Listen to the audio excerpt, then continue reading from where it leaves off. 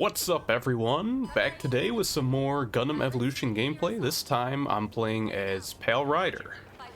Kind of surprised it took me this long to get to doing a Pale Rider video. They are the first character on the character select screen, and I don't dislike playing them. They're pretty similar to Soldier 76 from Overwatch, just kind of with the main machine gun. Instead of the missile that Soldier 76 has, they have a grenade which kind of serves a similar purpose. And they've got the little heal station that you drop down too, so definitely a lot of similarities there. But I do think I actually enjoy playing this character a bit more than Soldier 76. It might just be because you can kind of be a bit more precise, where Soldier 76 is all hip fire, although I guess pretty much everything is hip fire in Overwatch. But yeah, maybe it's just because this character is very popular, it gets picked a lot. Maybe that's why I don't haven't done a video yet. But I did play him in this game. This is a ranked game. And we had a bit of a rough opener, but I think we're going to turn the tides here. But yeah, this character just does so much damage. You see right there, and then they try and go for the repair, but they end up taking about over half their HP in return for it. It's just, if you can hit people with this character, especially headshots, your damage output is insane. I don't know if I want to necessarily give them a tier, but let's just say I don't think they can be anywhere lower than A. They're a lot more simple than some of the other big flashy characters that people talk about when they're talking about the best characters in the game. You know, like Exia and Melee Zaku, both unlockable, both kind of fancy and different. But Pale Rider is just really consistent damage. I fought some crazy good ones in ranked or even in casual, and if they zero in on you, it just feels like there's not a lot you can do. You know, they have the self-sustain with the heal, which isn't actually too bad if you're kind of having a somewhat close range fight, because it's got a pretty big hitbox and it doesn't take too much to destroy it. And some characters like Melee Zaku do extra damage through deployable stuff like that heal station and like Dom mines and stuff like that. So up close, it's not too great, but I think just the fact you kind of throw it behind a wall, and there's not much they can do about it. Just makes it really good. It makes you already have 1000 HP, which feels almost too high for a character like this. But then you can drop the heals, and have, I think it probably heals like, I don't know the exact amount, but I want to say at least 400, maybe 500. So that really just gives you a lot more survivability, even without like a unicorn or a Metis backing you up. The other two abilities, I'd say they're okay. I'm still really bad at landing the grenade. And I think I've realized it's because I'm expecting it to have a bit of an arc, like your grenade normally have. Oh, right there, I want to point out my heal station was just barely in that Ashmar napalm range and got destroyed. That kind of sucked. Yeah, the nade's not bad. It does 350 damage, but I'm so used to like lobbing grenades, where it actually is kind of like Soldier 76's rocket, where it just kind of goes in a straight line and drops. Actually, I don't know if Soldier's drops, but anyways, it starts like just straight out. There's no upward arc to it. So I think you basically just want to aim it pretty much the same way you're aiming your regular shots, and that's something I'm trying to overthink it, and I think that's screwing me over. Look at this here, this Jim deciding that corner. I mean, it works. I couldn't hit him in the back. I did end up destroying his shield just because of how much damage I can put out.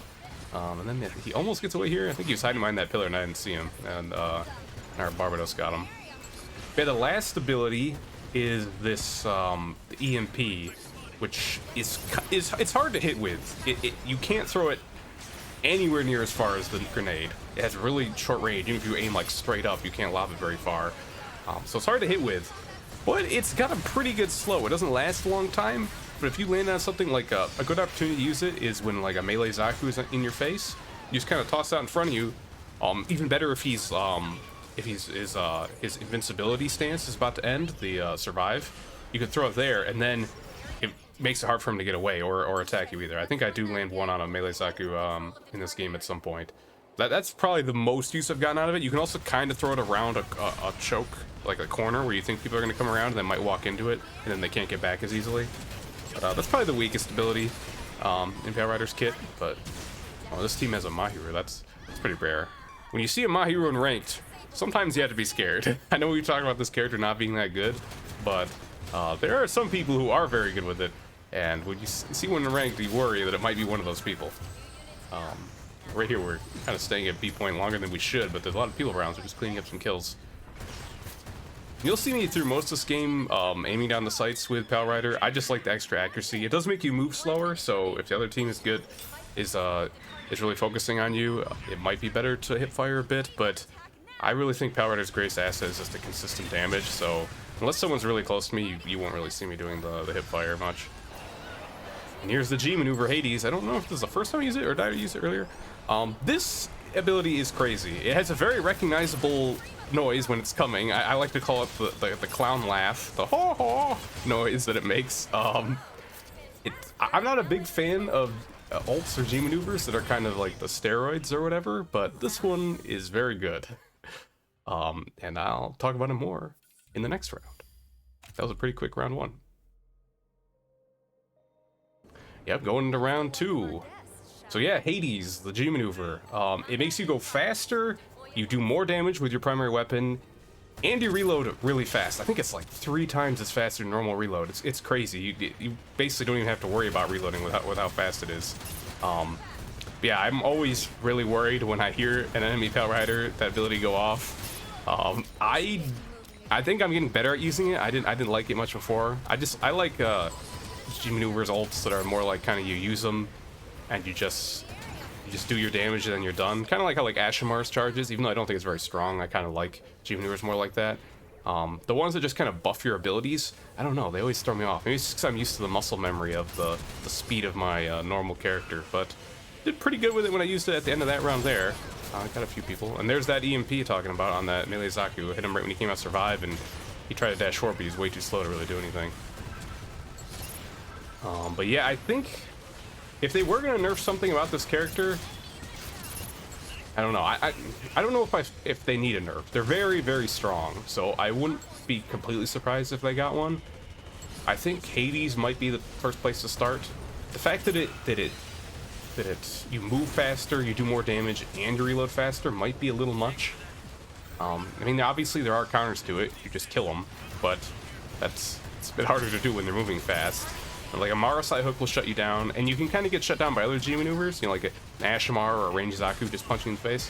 Oh, and I cannot believe here that nade did not get that shield. That's so funny there. He was out of ammo, but he didn't want to put his shield down to reload. So we were just kind of having a bit of a standoff there, and unfortunately ran right into the unicorn and died for it. But that's another character that's not bad against you. Jim, you can kind of shred the shield if you're up close, but I think without backup, that's a matchup that Jim should probably win most of the time. Because they can also destroy your heal station with their detonator unless you manage to shoot it out. Oh, and here comes the gun tank G maneuver. I managed to take out this guy. That felt really good. Here we go, Hades again. Gun tank walks out in the perfect opportunity, and then this melee Zaku. He's doing some damage to me. Give him a survive. I decided to keep going in. Oh, and actually my gun tank took him out there. Oh, no, right here I'm backed up against the wall, so it didn't show my animation for Hades ending, so I was really confused. I was like, did I just get stunned by nothing? What happened? But it was just you know, when your G maneuver ends, you do kind of get stunned for a bit where you can't do anything else. So it is, I guess, another downside of Hades. Not many downsides, but that would be one of them. Oh, and melee Zaku going off. Speaking of very powerful G maneuvers, I will never stop mentioning that. That one okay, if Pale Rider gets a nerf on their G maneuver, melee Zaku absolutely should as well. And I'm not gonna disagree on that one.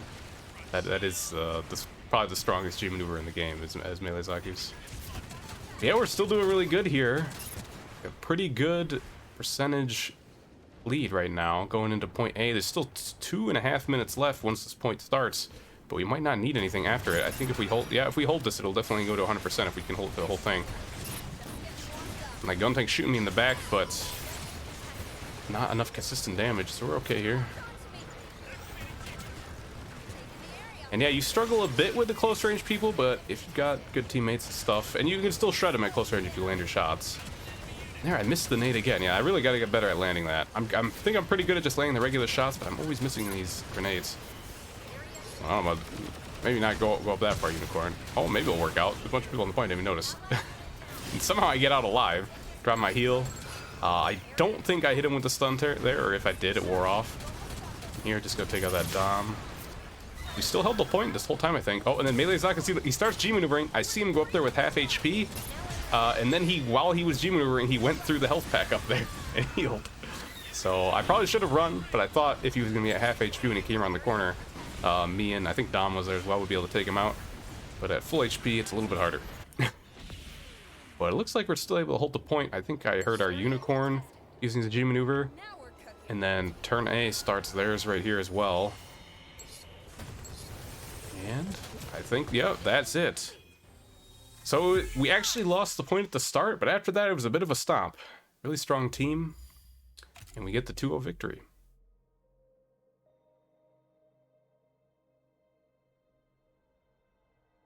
And I got the MVP. Feels pretty good. You do see a lot of Pale Riders get MVPs. Maybe that's another reason why this character might need a slight adjustment. But yeah, I hope this showed you some of the strengths of Pale Rider, aside from hitting nades. But if you enjoyed, you can catch me streaming on Twitch, or stay tuned for the next video. Thanks for watching, and I'll see you then.